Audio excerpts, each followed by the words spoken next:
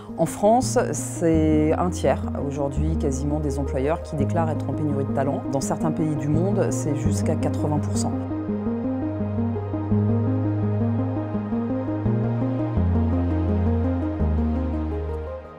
Au-delà de ce manque de candidats, ils ont beaucoup de difficultés à trouver à la fois les compétences requises au niveau technique, ce que l'on appelle les hard skills, mais également au niveau des compétences comportementales, les soft skills, qui leur font cruellement défaut pour les postes qu'ils ont à pourvoir actuellement.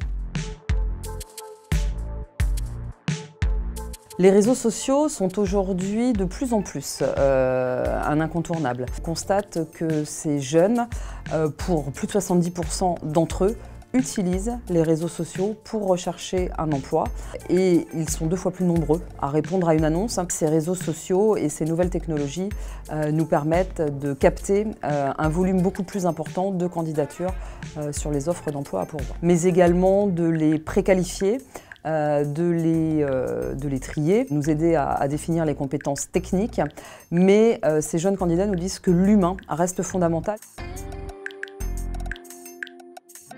Ce qui fait la réussite d'un recrutement demain, une fois que l'on a réussi à capter ces candidatures, c'est de pouvoir identifier justement ces fameux soft skills.